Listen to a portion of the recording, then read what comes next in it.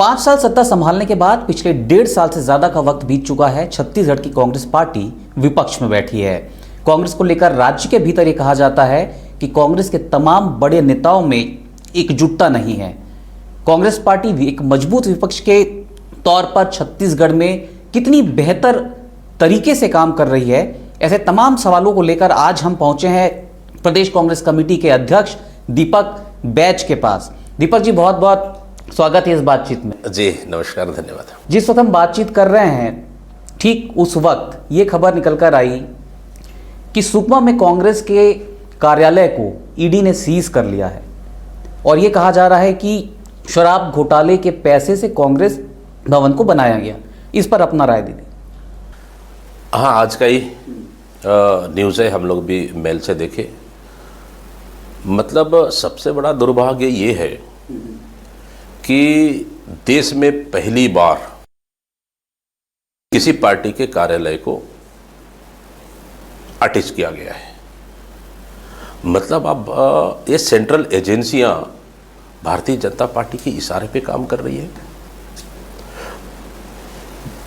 जबकि हम लोग से जानकारी मांगे कि सुकमा कांग्रेस भवन आपने बनाया, वहाँ की ज़मीन की डॉक्यूमेंट्स, फिर उसके बाद आपने कितने पैसे आप भवन बनाने के लिए दिए।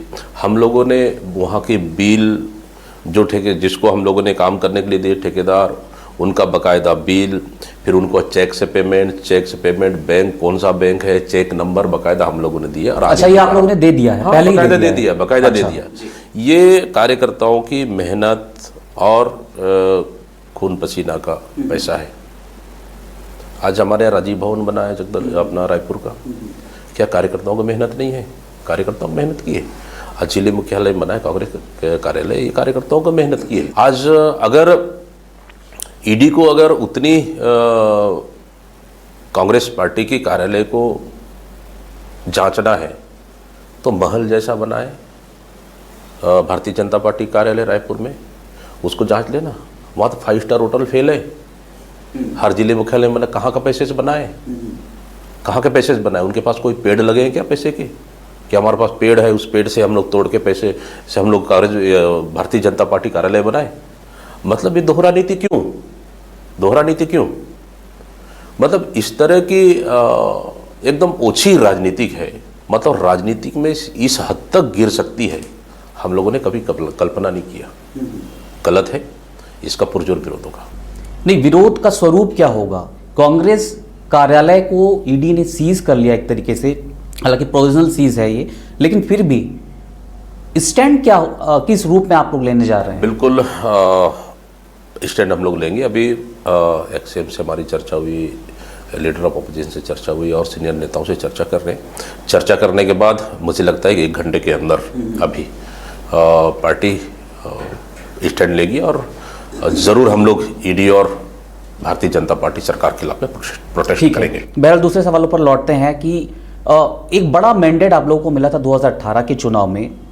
5 साल सत्ता रही कांग्रेस पार्टी की, लेकिन 2023 के चुनाव में ऐसा क्या हो गया कि जनता ने कांग्रेस को राज्य की सत्ता से बेदखल कर दिया?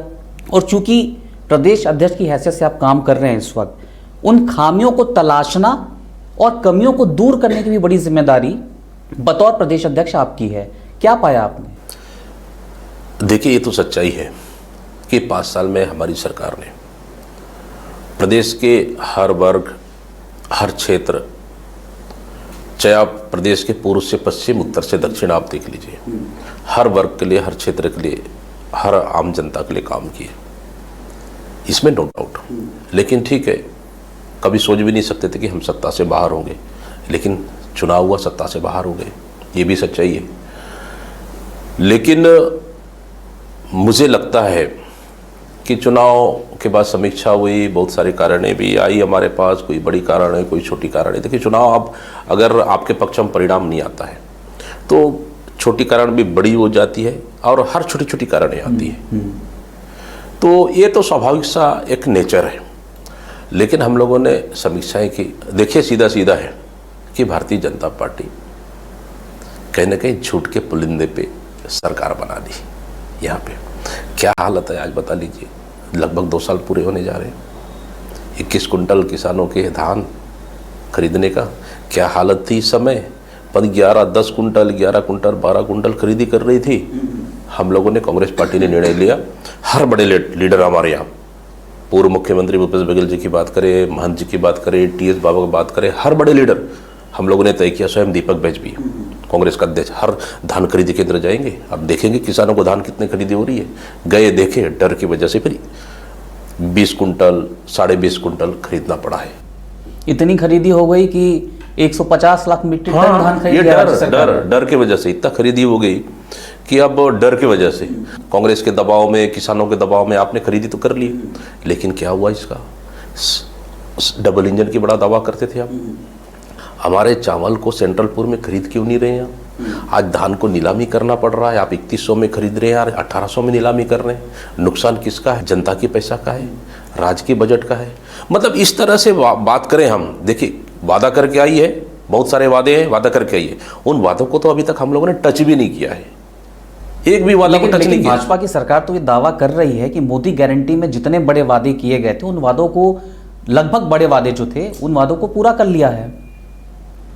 आइडेंटिफाइड आप कर सकते हैं कौन से वादे भारतीय जनता पार्टी के मैनिफेस्टो में था और किन वादों को पूरा नहीं किया? मैं मैनिफेस्टो तो लेके आया नहीं, अगर शायद आप थोड़ा इशारा कर दिए रहते तो शायद मैनिफेस्टो लेके आता, लेकिन ऐसा हो नहीं पाया। मैनिफेस्टो को तो हम लोग अभी टच भी नहीं किए। अच्छा, अभी टच भी नहीं किए। हम तो सिर्फ अभी वर्तमान सरकार की 1.5 साल की नाकामियों को लेकर ही हम लोग लड़ रहे हैं। देखिए, रही बात चुनाव की, सच्चाई हार गई, झूठ जीत गया, उसका नतीजा आज प्रदेश में देखने को मिल रहा है। किसान परेशान।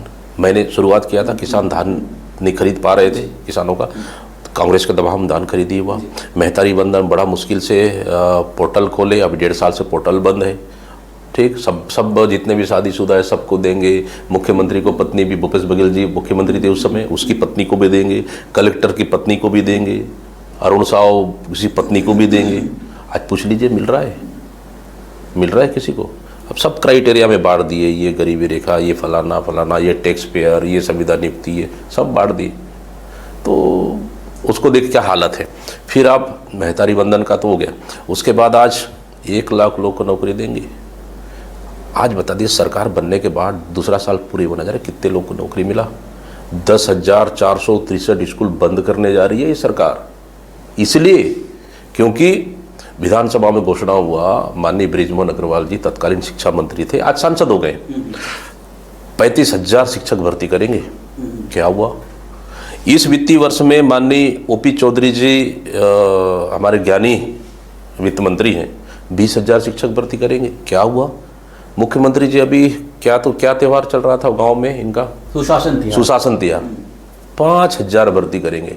1,35,000, 20,000, 5,000 में उतर गए। शिक्षक भर्ती नहीं कर पा रहे हो, इसलिए आप स्कूल बंद कर रहे हो, उसके बाद आप भर्ती की बात कर रहे हो। मतलब देखेंगे, सरकार पूरी तरह से फेलियर है, पूरी तरह से फेलियर है। मैंने कहा ना, अभी तो उनके वादों पे हम लोग टच नहीं किए, जब वादे के टच करेंगे तो फिर मतलब 1.5 साल में छत्तीसगढ़ की पूरी जनता आलाकान है। किसानों के लिए खाद नहीं है, डबल इंजन बड़ा आंकते थे ना, डबल इंजन की सरकार है, किसानों के लिए खाद नहीं है, किसान आलाकान है, बेरोजगार आज धरने पर है, माता बहनें मेहतारी बंधन का लाभ दो मांग रहे हैं, सरकार पास पैसा नहीं है, गांव में सीसी रोड बना ले, बड़ी सड़कें बना ले, बड़ी योजनाएं बना ले, उनके पास कोई विजन ही नहीं। मतलब कुल मिला के सरकार किस दिशा में चल रही है आज तक प्रदेश की जनता समझ नहीं पाई है। सीएम तो एक है ही नहीं, यहाँ तो 4 सीएम है, 2 डिप्टी सीएम अपने आप को सीएम से नीचे नहीं मानते, और एक हमारे पास विद्वान वित्त मंत्री अपने आप को सीएम से नीचे नहीं मानते। तो सरकार चला कौन रहा है? हम तो इस चीज़ को पूछ रहे हैं, किसके हाथ में कंट्रोल है? मुख्यमंत्री तो अपने आप को तो मुख्यमंत्री, उनके मंत्रियां तो मान भी नहीं रहे कि वो मुख्यमंत्री हमारे हैं। तो सरकार पूरी तरह से पटरी से बाहर उतर चुकी है, फेलियर है, इसी का नतीजा है। क्राइम लगातार बढ़ रही है। अब तो नया आ गया है कि अब तो पूरे रेत खदानों में गोलियां चल रही है, ये हालत है। मैं अपने सवाल पर, पिछले सवाल पर फिर से लौटता हूं, और सवाल जो था कि सरकार सत्ता से बाहर क्यों हुई कांग्रेस पार्टी की, क्या कांग्रेस के जो बड़े नेता थे उनके आपसी झगड़े ने सरकार कांग्रेस पार्टी से छीन ली? देखिए, अगर ईमानदारी की बात बताऊं तो हो सकता है कि कहीं हम लोग के बीच में कुछ आपसी में तालमेल कमी रही हो और कहीं ना कहीं कमी रही होगी, तो ये भी कारण हो सकता है, ये भी कारण हो सकता है। सोचे भी नहीं था कि हम सरकार से बाहर जाएं इतने अच्छे काम करने के बाद। बस्तर जैसे क्षेत्रों में जहां इस पिछली सरकार ने 15 साल रह के 5 प्रकार की वनोपज खरीदी करते थे, हम लोग 65 प्रकार हम लोग वनोपज खरीदी किए। वहाँ के लोग मतलब ग्रामीण अर्थव्यवस्था हमारी सरकार में इतनी मजबूत हुई है, उसकी कल्पना नहीं कर सकते, लेकिन फिर भी हम सत्ता से बाहर। ठीक है, आपने बड़ी बेबाकी से इस बात को कहा, तो कम से कम कि कहीं ना कहीं तालमेल में गड़बड़ी हुई होगी, जाहिर सी बात है। लेकिन एक बीच ये भी सवाल उठता है कि आप बतौर प्रदेश अध्यक्ष पार्टी को आगे बढ़ाने की कोशिश कर भी रहे हैं। सवाल ये उठता है, जिस तरीके से विपक्ष में आप लोग हैं, रूलिंग पार्टी भी ये सवाल उठाती है कि प्रदेश प्रभारी कहाँ हैं। कांग्रेस के प्रदेश प्रभारी की हैसियत से सचिन पायलट काम कर रहे हैं, लेकिन सचिन पायलट को प्रदेश प्रभारी की भूमिका में जिस तरीके से होना चाहिए, उस पर तो सवाल उठता है दीपक जी। नहीं, देखिए, प्रदेश प्रभारी हमारे माननीय सचिन पायलट जी देश के नेता हैं और सुलझे हुए लीडर हैं। हम लोग का लगातार प्रदेश के किसी इशू पे हो चर्चाएं चलती है, और उसके बाद अभी संविधान यात्रा में पिछले महीने 19 तारीख को जांजगीर में आए थे, और उन्होंने कह के भी गए कि जब भी ऐसा लगे प्रदेश में, तो जब भी मुझे ऐसा आना हो तो वो कभी भी मना नहीं करते। हाँ, लेकिन ये है कि सचिन पायलट जी नो डाउट देश के नेता हैं, यंग फेस हैं और देश के अन्य हिस्सों में भी उनकी टीम। लेकिन फेस का इस्तेमाल छत्तीसगढ़ में नहीं हो पा रहा है। मैं आ रहा हूँ उस पर कि कहीं किसी राज्य में चुनाव है और की जिम्मेदारी राजस्थान की जिम्मेदारी भी है, फिर छत्तीसगढ़ की, तो कहीं ना कहीं उनकी जिम्मेदारी सब जगह है। लेकिन छत्तीसगढ़ में अभी तो चुनाव है नहीं, महीने में 2 महीने में 1 दिन भी समय देते तो हमें कोई दिक्कत नहीं है। बाकी देखिए, पार्टी का काम रूटीन तो चल रहा है, पार्टी का काम कहीं रुका है या कहीं ऐसा है, ऐसा तो कोई सवाल ही नहीं है। प्रदेश अध्यक्ष अपने आप में पार्टी को कहां तक खींच पाएंगे जब प्रदेश प्रभारी का साथ नहीं मिलेगा, कांग्रेस के बड़े नेताओं का साथ नहीं मिलेगा। अभी का मुद्दा जिस पर हमने शुरुआती दौर में चर्चा की, ये मुद्दा जितना बड़ा है, आपकी रुचि तो दिखाई पड़ रही है, कांग्रेस के बड़े नेता कहाँ गायब हो गए? देखिए, हमारे प्रभारी जी ने हमारे काम पे कभी पे भी उन्होंने मना नहीं किया। अगर पार्टी ने तय कर लिया है हमको ये करना है, तो हमेशा प्रभारी का साथ मिला है हमको। रही बात हमारे बड़े नेताओं का, एक्स सीएम साहब कभी मना नहीं किए, वो खुद भी अध्यक्ष रहे, मुख्यमंत्री रहे, उनको पता है पार्टी का, कभी मना नहीं किए। पार्टी कामों पे हमेशा, मतलब अगर लगता है कि पार्टी को इस स्टैंड पे करना चाहिए, वो हमेशा बढ़ चढ़ कर हिस्सा लिए। रही बात महंत जी 6 बार के अध्यक्ष रहे हैं, वर्किंग एक्टिंग सब मिलाकर, तो उनका साथ हमेशा रहा है। टीएस बाबा का साथ रहा है। ये 3 4 5 प्रदेश के लीडर हमेशा साथ रहा है। जो भी उनको पार्टी ने जिम्मेदारी दी, वो बाकायदा जिला स्तर तक भी अभी जिम्मेदारी दी होगी, तो जिला स्तर में भी जाके उन लोगों ने काम किए। तो पार्टी के साथ बराबर खड़े हैं हर डिसीजन में। हाँ, लगता है कि निश्चित रूप से कहीं और सलाह देना है तो भी हमेशा मदद करते हैं। ऐसा नहीं है कि पार्टी के साथ वो खड़े नहीं है, बराबर पार्टी के साथ खड़े हैं और पार्टी गाइडलाइन के अनुसार पार्टी के साथ मजबूती के लिए काम करते हैं। ठीक है दीपक जी, पिछले 1.5 साल से ज़्यादा का वक्त, लगभग 2 साल होने को आ गया अभी सरकार में, विष्णुदेव साय सरकार को राज्य के भीतर। इन 1.5 सालों में कौन कौन से बड़े आंदोलन जो इस वक्त आपको फौरी तौर पर याद आते हों, जो सरकार के खिलाफ आपने ज़मीन पर जाकर खड़ा किया हो, सड़क की लड़ाई लड़ी हो, कौन कौन से बड़े बड़े? देखिए, एक तो पहला चीज़ तो हम लोगों ने शायद छत्तीसगढ़ का मुझे लग रहा इतिहास होगा, कभी भी विधानसभा घेराव, सीएम हाउस घेराव और किसी सरकार के लिए 4 साल बाद, अमूमन 3 साल 4 साल बाद होती है, लेकिन इस सरकार में हम लोग 6 महीने के अंदर में विधानसभा घेराव किए थे, ऐतिहासिक विधानसभा घेराव किए थे। वो सिर्फ प्रदेश में बिगड़ती कानून व्यवस्था को लेकर, नंबर 1। नंबर 2, फिर छोटी बच्चियों के साथ लगातार रेप को लेकर, लगातार रेप की केस बढ़ रही थी। 3 साल 6 साल की बच्चियों को लेकर सीएम हाउस घेराव हम लोगों ने की। फिर सरकार को लगातार जगाते रहे, जाग नहीं पाई। फिर छत्तीसगढ़ न्याय यात्रा गिरोधपुर से लेकर रायपुर तक 125 किलोमीटर पैदल यात्रा हम लोगों ने की 6 दिन का, वो लड़ाई लड़े। फिर बिलासपुर में देखेंगे स्वास्थ्य न्याय यात्रा, स्वास्थ्य विभाग पूरा प्रदेश में चरमरा गई है। फिर हम लोगों ने नगरनार स्टील प्लांट विनिवेशीकरण को लेकर वहाँ लगभग 15 किलोमीटर की न्याय यात्रा हम लोग निकाले। फिर बस्तर की प्राणदायिनी नदी इंद्रावती पूरी तरह से सूख चुकी थी। उसके लिए सरकार के खिलाफ बड़ी लड़ाई हम लोगों ने चित्रकूट से लेकर जगदलपुर तक 40 किलोमीटर की न्याय यात्रा। फिर अभी जस्ट पिछले महीने 26, 27, 28, 29 4 दिन दंतेवाड़ा जिले के अति संवेदनशील क्षेत्र किरंदुल से लेकर दंतेवाड़ा जिला मुख्यालय तक 42 किलोमीटर की न्याय यात्रा। वो न्याय यात्रा था कि हमारी बस्तर के जल जंगल जमीन को बचाने के लिए जिस तरह से इस सरकार ने अपने चहेते निजी उद्योगपतियों को आर्सेलर मित्तल और रुमटा स्टील को बेच दिया, हमारा बेलाडीला की माइंस को, उसके खिलाफ में न्याय यात्रा निकाली। और लगातार अभी प्रदेश में जिस तरह से रेत माफियाओं गोलियां चला रहे उसके खिलाफ में लड़ाई लड़ रहे हैं। अभी 10,463 स्कूल बंद हो गए, उसके खिलाफ अभी चरणबद्ध आंदोलन हम लोग कर रहे हैं। अभी पीसी हो गया, बी ऑफिस घेराव हो गया, नेक्स्ट डी ऑफिस घेराव है।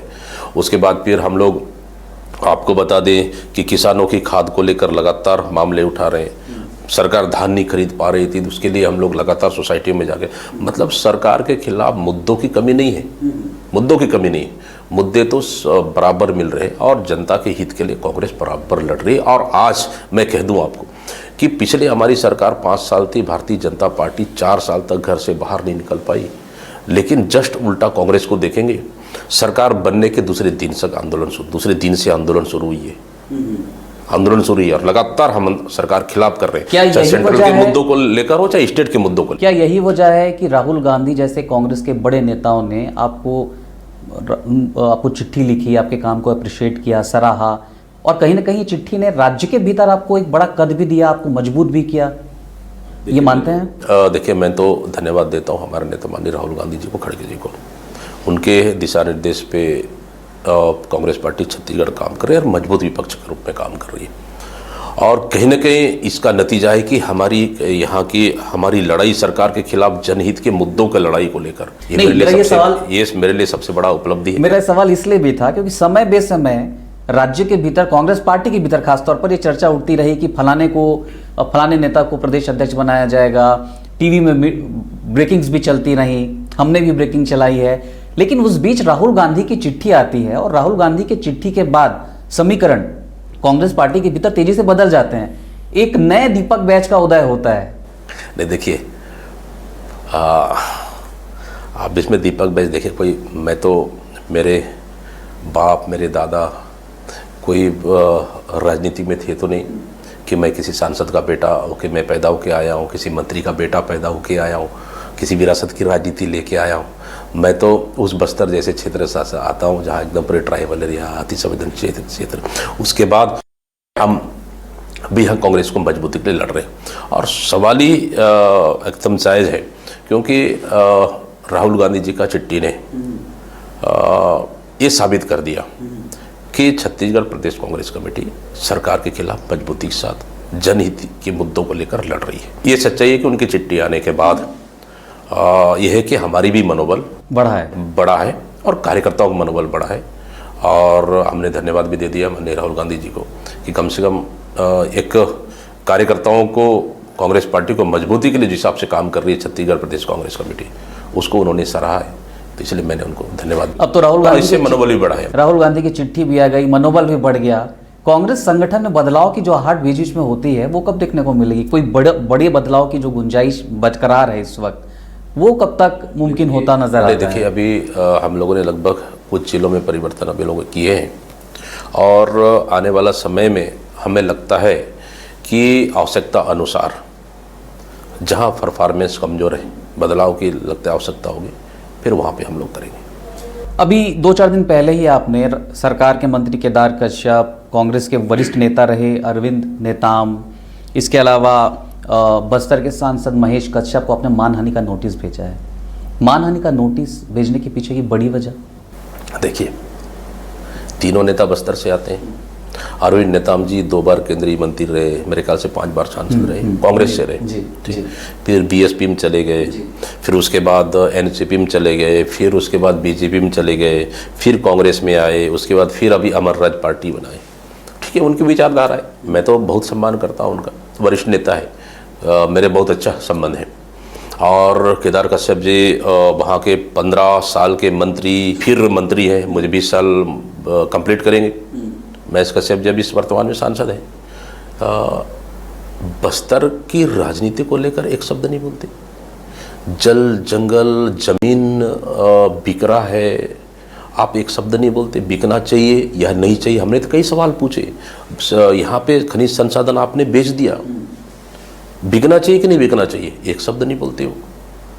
उसके बाद निजीकरण नगरनार हो रही है, उस पर एक शब्द नहीं बोलते हो।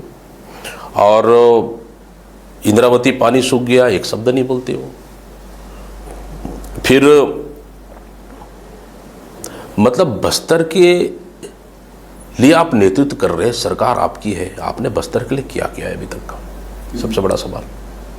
बस्तर की जनता पूछ रही है आज, हमारी जल जंगल जमीन क्यों बिक रहा है, आप एक शब्द नहीं बोलते हैं। दीपक भाई लड़ रहा है बस्तर के लिए, बस्तर को बचाने के लिए, बस्तर के खनिज संसाधन को बचाने के लिए, तो इतनी तकलीफ क्यों? इसलिए आप राजनीतिक रूप से लड़ नहीं पा रहे हैं। इसलिए क्योंकि आप एक राजनीतिक दल और एक सरकार से जुड़े हुए हैं, इसलिए आप मुंह नहीं खोल पा रहे हैं, क्योंकि डर है आपको कि आप बोल देंगे तो मंत्री से हटा देंगे। दीपक बैच को डर नहीं है। तो आपको लगता है व्यक्तिगत कटाक्ष इसलिए ही किया गया क्योंकि प्रत्यक्ष तौर पर आप व्यक्तिगत अब इस हद तक उतर गए कि आप धर्म की टिप्पणी करने शुरू कर दिए। आप मेरी धर्म जानना चाहते हो, आप दीपक बैच की धर्म जानना चाहते हो। आप भी तो बस्तर में रहते हो, तीनों नेता बस्तर में रहते हो। बस्तर में रह के दीपक बैच का धर्म नहीं जान पा रहे हो तो दुर्भाग्य हमारी बस्तर का। फिर क्या जान रहे हो आप, क्या जान रहे हो? मुझे पता है केदार का धर्म क्या है, मुझे तो पता है रविंद्र का धर्म क्या है, मुझे पता है महेश कश्यप के धर्म क्या है। फिर आप तीनों मिल के दीपक बैच का धर्म नहीं जान पा रहे हो, फिर क्या राजनीति कर रहे हो? क्या राजनीति कर रहे हो? मेरा धर्म, मेरा जाति धर्म जानना है तो चुनाव आयोग में बाकायदा जानकारी दी हुई है। 2013 की विधानसभा, 2018 का विधानसभा, 2019 का लोकसभा, 2023 का विधानसभा और आने वाला समय 2028 अगर पार्टी चुनाव लड़ाएगी या फिर 2019 अगर पार्टी चुनाव लड़ाएगी तो भी आप मेरी धर्म की जानकारी तो भी आप देख सकते हो। सस्ती लोकप्रियता हासिल करने के लिए, किसी की छवि खराब करने के लिए, किसी इस तरह टिप्पणी करके आप अपने आप को जिम्मेदारी से नहीं भाग सकते। दीपक बैच बस्तर में पैदा हुआ है, बस्तर के लोगों के लिए अंतिम सांस तक मैं लड़ूंगा। हाँ, मेरी धर्म की राजनीति करना है तो कर लो, मुझे उससे कोई फर्क नहीं पड़ता। मैंने तो कहा तथ्य दे दो या माफ़ी मांग लो, अभी तक कोई एक शब्द नहीं आया है। लीगल नोटिस दिया है, माफ़ी मांगे या फिर कानूनी कार्रवाई के लिए तैयार। मन बना लिया आपने कानूनी मन बना लिया है। देखिए, छत्तीसगढ़ बने हुए 25 साल हो गया, किसी मतलब इतना गिरी हुई राजनीतिक मैंने नहीं देखा आज तक। देखिए, विचारधारा की लड़ाई है, जनता के हित की लड़ाई है, मुद्दों के। दीपक बैच किसी तो व्यक्तिगत हमला नहीं कर रहे हैं, मैं तो मुद्दों की लड़ाई लड़ रहा हूँ। आप बिजली नहीं दे रहे हो, खाद कमी है, स्कूल बंद कर रहे हो, माइंस बिक रहे हो, कानून व्यवस्था ठीक है, हमने तो किसी व्यक्तिगत हमला नहीं किया आज तक। इस कुर्सी में रखे, मुझे पता है हमारी मर्यादा क्या है, लेकिन मर्यादा लांघकर किसी व्यक्तिगत रूप से इस तरह का आरोप, मतलब ये तो सच्चाई है कि मन तो हाथ हुई है, लेकिन मेरी लड़ाई तो बड़ी लड़ाई है। ये तो जाति धर्म बीच में आते रहेंगे, इससे मैं परेशान होने वाला नहीं हूँ ना, मैं डरने वाला नहीं हूँ। क्यों? क्योंकि मैं विरासत की राजनीति करके नहीं आया हूँ। दीपक बैच अपनी काबिलियत के दम पे यहाँ तक है, हाईकमान का आशीर्वाद से यहाँ तक है, प्रदेश के तमाम बड़े नेताओं के साथ आशीर्वाद से हूँ। मैं जब तक इस कुर्सी में हूँ प्रदेश के लिए लड़ाई लड़ रहा हूँ, अंतिम सांस तक लड़ाई लड़ रहा हूँ। एक नहीं 10 केदार कश्यप आ जाए, मुझे कोई फर्क नहीं पड़ना। ठीक है दीपक जी, आपने नगरनार का भी जहाँ पर जिक्र किया, नगरनार के निजीकरण का लगातार विरोध कांग्रेस पार्टी करती रही है, लेकिन निजीकरण को बीजेपी डिनाई करती रही है, बीजेपी की सरकार डिनाई करती रही है। खुद केंद्रीय गृह मंत्री अमित शाह ने भी कहा कि नगरनार का निजीकरण नहीं होगा। राज्य में नगरनार केवल एक राजनीतिक मुद्दा है या आपको वाकई लगता है कि इसके निजीकरण के रास्ते पर बीजेपी की सरकार आगे बढ़ रही है? देखिए, जब जब चुनाव आते हैं तब तक ये लोग कहते हैं कि नहीं, निजीकरण नहीं होगा। अब विनिवेशीकरण की सूची से नाम क्यों नहीं हटाए, मेरा सबसे बड़ा सवाल है। आज भी आप खोल के देखेंगे, मुझे याद नहीं है उनका कोई एक उसका साइड है, वो साइड आज भी खोल के देखेंगे, नगरनार विनिवेशीकरण की सूची में आज भी है। सिर्फ ये उसको हमारा विरोध के चलते रोक के रखे। देखिए, हम चाहते हैं कि एनएमडीसी सरकारी उपक्रम है, सरकारी उपक्रम होगा तो बस्तर के युवाओं को रोजगार मिलेगी इससे। और कहीं ना कहीं हम लोग आने वाला समय में अगर बस्तर में लगता है कि और सरकारी उपक्रम आए तो हमें शायद कहीं दिक्कत नहीं होगा। बस्तर के लोगों का इससे दिल हम जीत पाएंगे। तो अगर आप इस तरह से बस्तर के लोगों का भरोसा आप नहीं जीतेंगे तो कैसे होगा बताओ। एक शब्द उसमें भी नहीं बोले इन्होंने। बेनिफिशियरी सूची में आज भी है। अडानी का हम लोगों ने विरोध किया, वहाँ पे नंदराज पहाड़ को दीपक बैज ने बचाया है। 10 से 15-20 हज़ार आदिवासी वहाँ पे आंदोलन कर रहे थे, उस दिन तो ये लोग एक शब्द नहीं बोले। फिर मतलब आप सत्ता में बैठ के बस्तर को बेचोगे। आप सत्ता में तो हम भी थे, बस्तर को तो बिकने नहीं दिए, बस्तर को तो बिकने नहीं दिए। हम बता दें कि सत्ता में रहते क्या कांग्रेस बस्तर को बेची है। लेकिन बोधघाट परियोजना को लेकर कांग्रेस तो घिरती नजर आई पिछली सरकार में। उसमें भी पिछली सरकार में जिस तरीके से कांग्रेस पार्टी ने सर्वे किया, तमाम सवाल रेज हुए, तमाम सवाल उठते रहे। हालांकि 2 दिन पहले का घटनाक्रम आपने देखा होगा, दिल्ली में मुख्यमंत्री ने इस मुद्दे को उठाया था और शायद केंद्र सरकार सहमत हो गया इस पर क्या रुख है आपका? देखिए, बोधघाट की चर्चा तो हमारी सरकार में भी हुई। ये तो सच्चाई है कि बस्तर में आने वाला समय में पानी का अकाल होगा। इस चीज़ को हम लोग बहुत पहले से कह रहे थे कि आने वाला समय बस्तर में पानी के लिए बड़ा युद्ध होगा। वो चीज़ हमको देखने को मिला कि इंद्रावती नदी पूरी तरह से सूख चुकी है और हमें कम से कम पानी के लिए बस्तर में पहली बार पानी के लिए लड़ाई लड़ना पड़ा और उस लड़ाई में हम लोग जीते। दूसरा, देखिए, बोधघाट परियोजना बनने से नो डाउट सिंचाई भी होगा और बिजली भी पैदा होगा, लेकिन 42 गांव भी डूब रहा है। इसको आप लोग आकलन किए, 42 गांव डूब रहा है। इससे वहाँ के आदिवासी कहाँ जाएंगे? कहाँ जाएंगे वहाँ का? उसके लिए सरकार ने क्या व्यवस्था की है? इसलिए हम लोगों ने हमारी सरकार में रहते हुए, देखिए, हमारी सरकार में शुरुआत मुख्यमंत्री जी का हम लोगों ने साफ साफ कह दिया था, साहब हमको पानी की आवश्यकता है, लेकिन बोधघाट से बेहतर विकल्प हमारे पास मटनार बैराज होगा। वो मेरी प्रस्ताव थी। मटनार बैराज बेहतर विकल्प होगा, जहाँ किसी किसान का 1 इंच जमीन नहीं जा रहा है, किसी नागरिक का, आम जनता का एक घर नहीं डूब रहा है। वाटरफॉल से नीचे मटनार बैराज 10 किलोमीटर दूर बैराज बनाएंगे तो वाटरफॉल तक 10 किलोमीटर पानी रहेगा। हम उस पानी को दंतेवाड़ा, सुकमा, बस्तर और कांकेर जिले को भी हम दे सकते हैं बैराज बना के। वो एक हमारा अच्छा विकल्प होगा जहाँ किसी जनता को नुकसान नहीं होगा। नहीं, लेकिन और उस विकल्प पे हम लोगों ने काम किए और बोधघाट को हम लोगों ने रोक दिए। मुख्यमंत्री ने साफ भी कहा कि अगर स्थानीय विधायक, वहाँ जनप्रतिनिधि अगर उनके ऊपर है, अगर वो चाहते हैं तो हमें कोई दिक्कत नहीं चाहते तो कोई दिक्कत नहीं। हम लोग अपना मनसा स्पष्ट हमारी सरकार में भी बता दिया था। इसलिए हमारी सरकार में बोधघाट कैंसिल करके हम लोग मटनार बैराज और देऊरगांव 2 बैराज हम लोगों ने बनाने का प्रस्ताव, DPR हमारी सरकार तैयार की। शायद और 6 महीना लेट होता तो हम लगभग 700 करोड़ की प्रोजेक्ट थी, हम उसका भूमि पूजन भी करते, लेकिन आचार संहिता लग गया, चुनाव आया तो हम लोग उसको नहीं कर पाए। हम तो अभी भी बोल रहे हैं कि पानी का स्थायी समाधान हमको चाहिए इंद्रावती नदी पे, तो मटनार बैराज बनाओ। बोधघाट मैं समझता हूँ इसका स्थायी विकल्प नहीं है। इसलिए अच्छा, आज भी इसमें दीपक बैज को क्या आपत्ति हो सकता है? अगर जनता चाहती है, क्षेत्र की जनता चाहती है, डुबान एरिया चाहते हैं कि नहीं बोधघाट बनना चाहिए, फिर मैं कौन होता हूँ रोकने वाला? अगर वो नहीं चाहती है कि बोधघाट नहीं बनना चाहती, बंदूक टिकाकर मैं लगाने वाला मैं कौन होता हूँ? ये तो जनता तय करेगी। ठीक है। एक महत्वपूर्ण सवाल दीपक जी, चूंकि आप बस्तर से आते हैं इस लिहाज से भी, और चूंकि प्रदेश कांग्रेस कमेटी के अध्यक्ष हैं इसलिए भी, एक के बाद एक बस्तर के नक्सल फ्रंट पर राज्य की शायद सरकार को बड़ी कामयाबी मिली है। नक्सली लगातार बैकफुट पर जा रहे हैं, नक्सल को लीड करने वाले जो बड़े नेता थे वो मारे जा रहे हैं। एक बड़ी कामयाबी तो दिखती है। कांग्रेस पार्टी का स्टैंड क्या है? क्योंकि बीच बीच में कांग्रेस के नेताओं के बयान कई बार सवालों के घेरे में सरकार और सरकार की कार्रवाई को खड़े करती दिखती है, इस पर क्या कहेंगे? देखिए, कांग्रेस का स्टैंड क्लियर है कि हम भी बस्तर में शांति चाहते हैं, लेकिन क्या निर्दोष आदिवासियों को मारकर शांति लाना क्या बेहतर होगा? क्या मीना खल को उदाहरण है, और पैदा गेल्लूर, चिन्ना गेल्लूर, कई ऐसे सामूहिक नरसंहार हुए हैं इनकी भारतीय जनता पार्टी की 15 साल की सरकार में। वो दिन भी हम लोगों ने देखा है। आप यकीन नहीं करेंगे, फर्जी नक्सली केस, फर्जी सरेंडर, दारू, किसी को दारू केस में गिरफ्तार किए, नक्सली केस बना के जेल भेज दो, ये चीज़ हम लोगों ने बहुत करीब से देखा है। जिस वक्त आप ये बयान दे रहे हैं, क्या आप लोग के पास आइडेंटिफाई किया हुआ कोई एक केस भी इस वक्त सामने है? क्योंकि जब ये बयान निकलता है, राज्य के गृह मंत्री उसे डिनाई करते हैं, और एक विषय ये भी देखने को मिलता है कि नक्सली संगठन जो चिट्ठी भेजते हैं, जो विज्ञप्ति जारी करते हैं, उसमें भी वो इस बात को स्वीकारते हैं कि घटना घटी है और माओवादी ही मारे गए हैं। बिल्कुल। आपने कहा कि कोई भी ऐसा उदाहरण, मैंने तो कहा मीना कल को, पुरानी बात हो गई, हाल फिलहाल। सरकार किसकी थी? सरकार किसकी थी? जब ये 70 साल की बात कर सकते थे, हम लोग 15 साल की बात नहीं कर सकते। मीना कल को हत्याकांड किसकी थी? नक्सली फर्जी नक्सली के नाम से मारे ना हमारे आदिवासी बहन को। कई घटना सामूहिक नरसंहार हुआ है, फिर भी मैं पीछे नहीं जाना चाह रहा हूँ। वो दिन हम लोगों ने देखा है।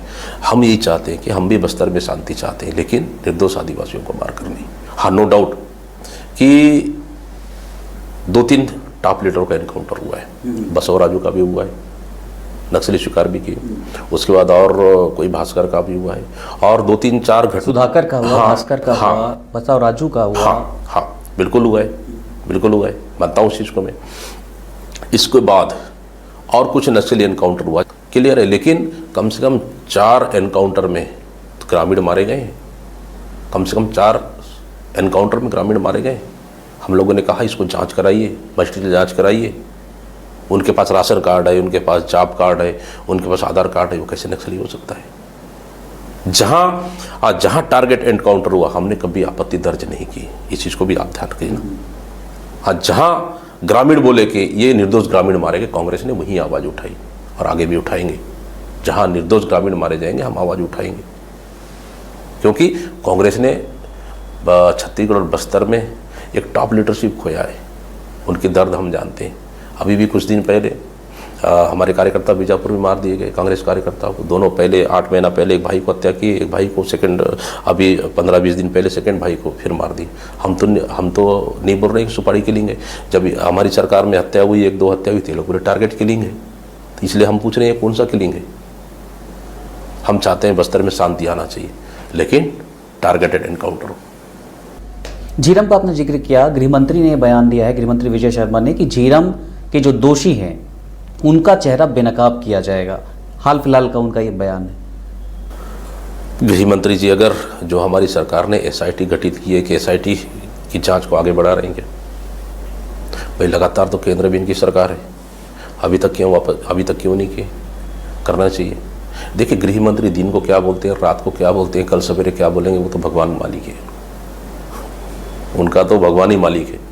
आपने कहा कि नक्सली चिट्ठी भी भेज रहे थे कि हम बात करना चाहते हैं। 1-2 बार हमने भी कहा कि शायद ये चिट्ठी नकली है। नक्सलियों ने कहा कि चिट्ठी असली है। गृहमंत्री का बयान आता है, मुख्यमंत्री का अलग बयान आता है, गृहमंत्री का अलग बयान आता है। दोनों के बीच में तालमेल है कि नहीं है? एक मुख्यमंत्री, एक उप मुख्यमंत्री, दोनों इसी राज्य के, उसके बाद दोनों का अलग बयान क्यों? दूसरी चीज़, गृहमंत्री बोलते हैं कभी कि हम बातचीत करने को तैयार है, लेकिन करेंगे कौन?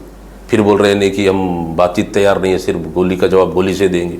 मतलब आप 2 तरह की बात क्यों करते हैं? 2 तरह की बात क्यों करते हैं? बात आपके पास स्टैंड क्लियर होना चाहिए, एक स्टैंड होना चाहिए शुरू से लेकर लास्ट तक। आप बीच बीच में कंफ्यूज क्यों होते हैं?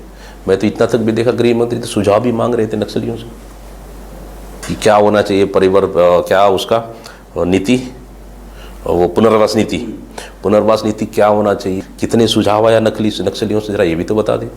क्या सुझाव आया वो भी तो बता दें। बड़े पैमाने पर नक्सलियों ने आत्मसमर्पण किया है और इस वक्त छत्तीसगढ़ ने जो नक्सलियों की पुनर्वास नीति बनाई है वो अब तक का आत्मसमर्पण को आप अच्छे से जानते हैं। देखिए, आप बड़े पत्रकार हैं, बस्तर आपसे अछूता नहीं है। 15 साल में कैसे आत्मसमर्पण हुआ वो भी आपको पता है। आज भी आत्मसमर्पण हो रहे हैं वो भी आपको पता है।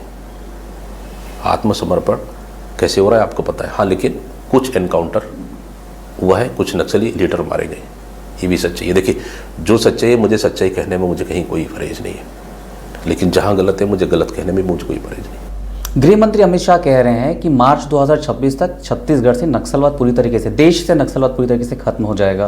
कांग्रेस पार्टी केंद्र और राज्य के इस मिशन पर किस हद तक सपोर्ट में है? कांग्रेस पार्टी भी चाहती होगी कि बस्तर से नक्सलियों का सफाया हो जाए।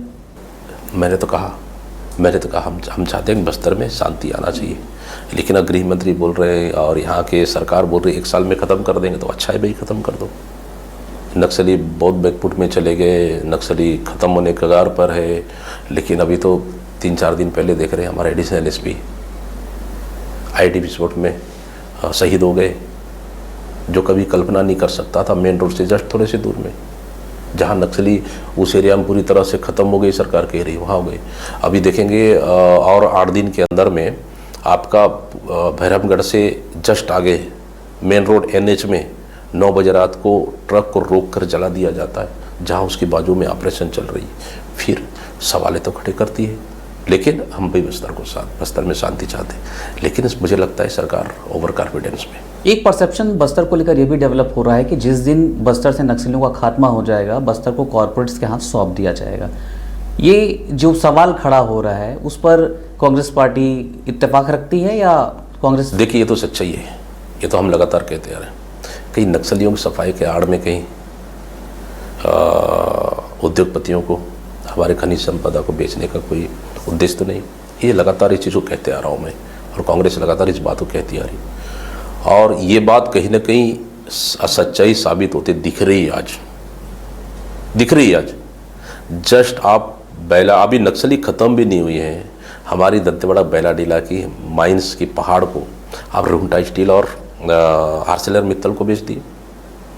कोरंडम की खदान जहां भोपालपट्टनम में है, जहां 25 से 30 साल से बंद है, उस एरिया में आप वो बफर जोन है जहां हम तेंदुपत्ता तोड़ नहीं सकते, वहां पे कोरंडम की खदानें शुरू कर दी आप, या आहलद्दी की खदानें आप बेच दिए।